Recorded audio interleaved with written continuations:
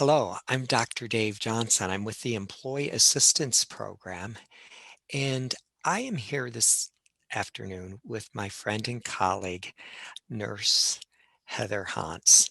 And Heather, it's been a few years since I've had you in the classroom. We won't tell how many.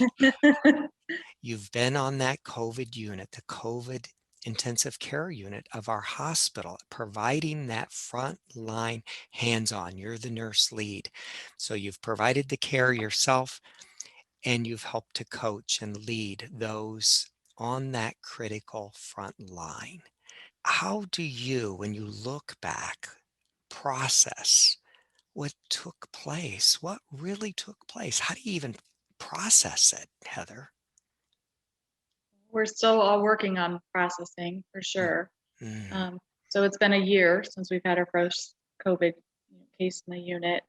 I've been in nursing for 25 years, never thought I would see anything like this. And I think it's going to be a long time for us all to continue to process this. And I think we're going to continue to see COVID. So this is our new normal. So how do we deal with our new normal? How do we process this pandemic as we get it more and more under control? I really like how you've reframed the stress, and oftentimes mindfulness is the pause button to help us to reframe, and you've said the new normal. And of course, I'm curious, being on that front line, um, how you and your team have practiced a bit of self-care, or how you and your team have supported each other during this past year. I work with a wonderful team. I wouldn't still be in that ICU if it wasn't for the team that I work with. And that's why they are my family. And I feel over the past 20 some years that I've been in that unit, this is the closest that we've ever been. And without that team, we wouldn't survive. No one could understand what was going on besides our coworkers.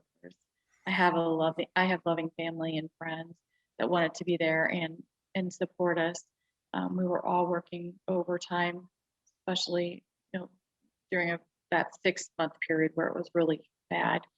And I really felt like my heart needed to be at work, and I really felt more comfort being at work because my coworkers understood what was going on.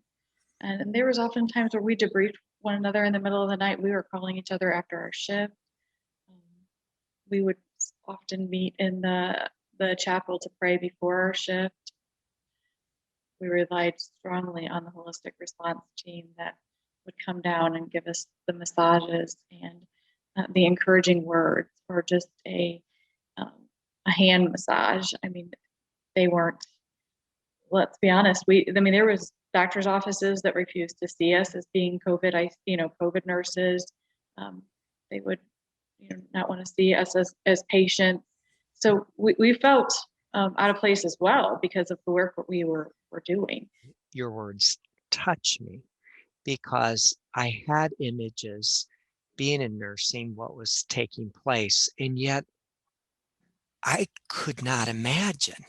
And so when you talk about you have loving, supportive family, and at the same time, no one could really understand except coworkers.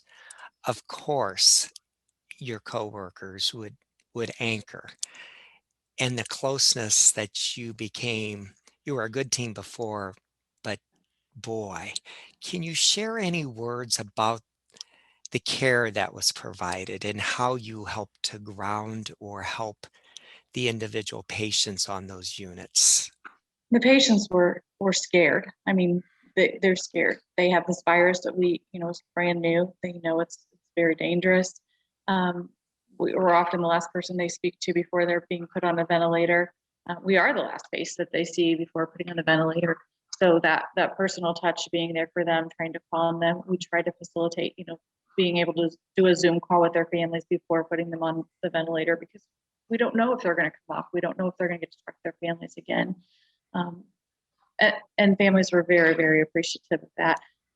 Most of the time it was an emergent situation and they didn't always get to say those words to their families, but we did get to be there with them and comfort them prior to, even in all of our garb. I think that the eyes, they could see our eyes and that, and the touch, we could still connect. And after they've left the unit and come back, they do remember the eyes, the voice, the touch, even with the goggles on and the mask and the hair covered and all of that. Zoom is something that we're continuing to use with families that can't be there. Some people would stay on for hours. The eyes are considered the windows of the soul, Heather. And when you spoke, well, I felt emotional. I felt deep, deep love and caring that you provided, your team provided to folks in need. And then when they came back, you said they remembered the voice, they remembered the eyes, they remembered the touch.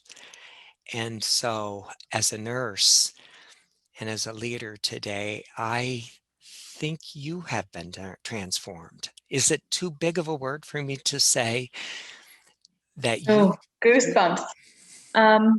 Definitely. Yeah, I'm not the nurse I was a year ago. It's definitely. Yeah. Yeah, and I'm not either. So, it's been an enormous year. It's just been enormous. And, we're hopefully our numbers are starting to drop because of vaccination, because of science, because of care. Do you have words of hope for us, or do you have a poem, or do you have a scripture? I know you're a spiritual person. Do you have any final words for us today, Heather, as we think about closing up our conversation this afternoon? I'm very hopeful for the future. Our mortality was very high by the time the patients got to the ICU. To us, they were very sick, and so we did lose so many, and that was very, very hard, and obviously for the patients, the families, and for us. But I have renewed hope, and science, we're learning more and more about the virus, and I've just seen us all come together, and I think that we can, we will overcome this. We can be stronger than this virus, even though this virus is, something we've never seen. We are learning ways to adapt and to take care of these patients and these families, and we will continue that, and we will continue to be the best that we can be for them, and we just pray for the best outcomes. Yeah. I know that I'm closer than ever with my work family. 2020 was the year of the nurse. And so gratitude. If I had to end with a word, it would be gratitude for you, Heather. It would be gratitude for the leadership that was provided.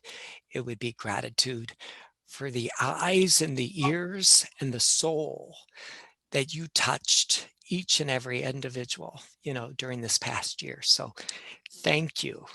Thank you for Thank the work you. that you've done. Yeah. I honestly feel very thankful to have experienced everything I've experienced.